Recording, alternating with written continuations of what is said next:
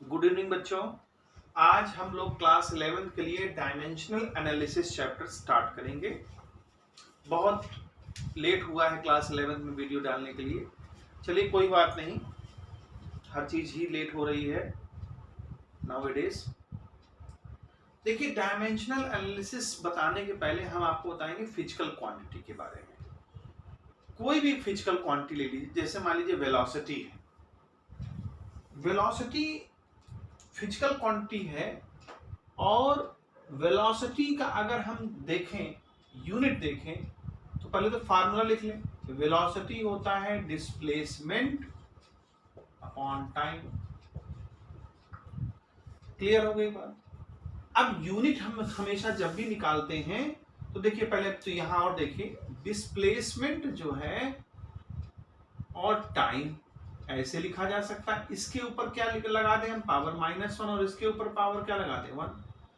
तो यानी वेलोसिटी का जो यूनिट है वो डिस्प्लेसमेंट के यूनिट का, अगर हम यूनिट, अभी ये तो हमारी फिजिकल क्वांटिटी हो गई। अगर हम यूनिट लिखना चाहें, यूनिट ऑफ वी, तो डिस्प्लेसमेंट की यूनिट क्या होती है, मीटर, हम सब जानते हैं। और टाइम की क्या होती है, सेकंड, हम सब जानते हैं। तो यहां देखिए हमारे पास क्या आ गया, मीटर की पावर 1 और सेकंड की पावर 1। तो ये जो पावर्स हैं यही डिसाइड करती हैं डायमेंशन। इन्हीं को डायमेंशंस कहते हैं। क्लियर हो गई बात। अब ये डायमेंशंस का डिफिनेशन, तो डिफिनेशंस होती हैं, समझना जरूरी है। देखिए, समझ जाएंगे तो डिफिनेशन खुद से भी बना सकते हैं। तो dimensions are the parts which are raised over the quantities to find out the derived units। देखिए, ये derived units है, आपने पढ़ा होगा फंडामेंटल यूनिट्स और derived यूनिट्स, दो चीजें पढ़ी होंगी 9th क्लास में। derived वो हैं जिनको हम निकालते हैं on behalf of fundamental units, वो हो गए derived यूनिट्स। डिराइव्ड यूनिट्स को निकालने के लिए जो हम पावर रेज करते हैं, उन्हीं रेज्ड पावर को ही हम डायमेंशंस कहते हैं। बस इतनी सी बात है। फिर से समझें कि जब हम किसी भी डिराइव्ड यूनिट को फाइंड आउट करते हैं, और फाइंड आउट करने में जो उनके डायरेक्शन, जो उनमें हम क्वांटिटीज में जो पावर रेज करते हैं, जो पावर्स आती हैं, उन्हीं को हम बोलते हैं डिराइव, उन्हीं को बोलते हैं हम लोग डायमेंशन।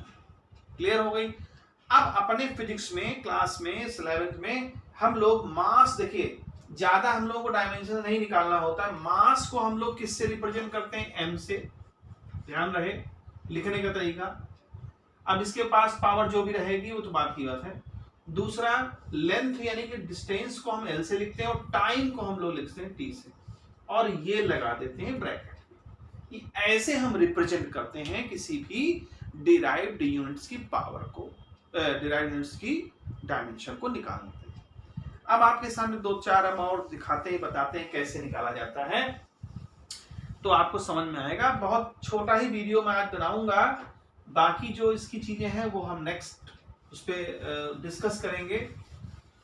देखिए, कुछ डिराइव्ड यूनिट्स के बारे में बात कर लेते हैं। जैसे वेलोसिटी तो मैंने बता दिया। अब आप एक्सेलरेशन के बारे में देख लें क्या होता है। एक्सेलरेशन की डायमेंशन निकालना है तो सबसे पहले देखिए, आपको डायमेंशन याद नहीं करनी है। पहली बात तो आपको फार्मूले याद होने चाहिए। अगर फार्मूला याद है तो डायमेंशन अपने आप निकाल लेंगे। जैसे एक्सेलरेशन का फार्मूला क्लास 9 में पढ़ा है आपने, इवन अब तो 8th में भी आ गया है, change in velocity upon time interval.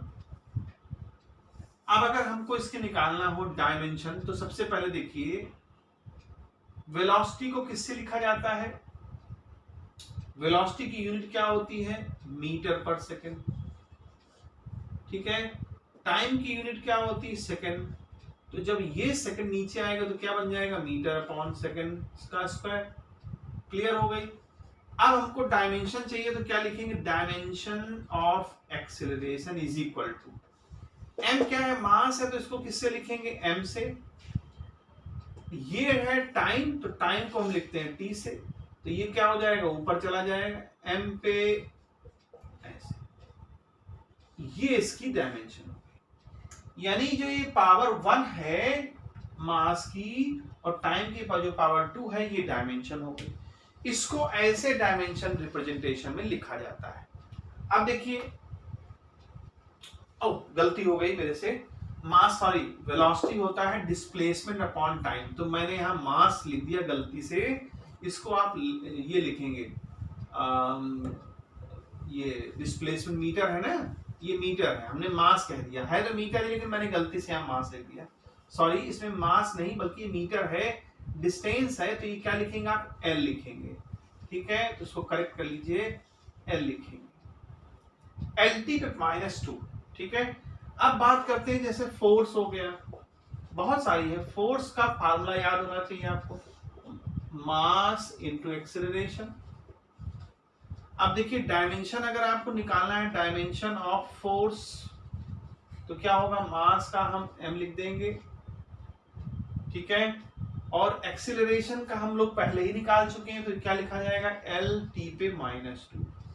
तो ये इसकी डायमेंशन हो, डायमेंशन रिप्रेजेंटेशन हो रहा है। देखिए डिराइव्ड यूनिट्स हैं क्योंकि हम डिराइव कर रहे हैं। और भी ले सकते हैं जैसे ग्रेविटेशनल फील्ड, जो ग्रेविटेशनल कांस्टेंट, देखिए एक फार्मूला होता है F = G(m1m2)/r²। अब इतना बड़ा फार्मूला है, हमको G की डायमेंशन चाहिए, तो आप G को कैसे लिखोगे, G = Fr²/m1m2। अब डायमेंशन ऑफ G आपको निकालना है, तो क्या लिखेंगे, डायमेंशन ऑफ G = फोर्स का देखिए आप पहले निकाल चुके हैं, MLT पे -2। R की हम लोग देखिए R डिस्टेंस है, डिस्टेंस हमेशा L से लिखी जाती है, उसका स्क्वायर कर दिया। ये मास m1 m2 दोनों मास हैं, तो m से लिखा जाएगा, दोनों का स्क्वायर कर दिया, m × m। अब ये वैल्यू ऊपर जाएगी तो क्या बन जाएगी, m पे -1 आएगा, L पे 3 आएगा और T पे -2 आएगा। तो देखिए ये डायमेंशन हमारी आ गई। इसी तरह की जितनी भी आपके पास फार्मूले हैं, जितनी भी फिजिकल क्वांटिटी हैं, उनका इस्तेमाल करके हम अगर कोई डिराइव्ड यूनिट्स पता कर रहे हैं, तो डिराइव्ड यूनिट्स को भी हम, सारी डिराइव्ड यूनिट्स हमको जो भी मिलती हैं उनका हम डायमेंशन आसानी से निकाल सकते हैं। तो बच्चों आज इतना ही मैं बताऊंगा, उसके बाद जो है इसका जो है नेक्स्ट पार्ट में हम और इसके आगे बात बताएंगे, ठीक है बच्चों। ओके, गुड बाय, फिर मिलेंगे।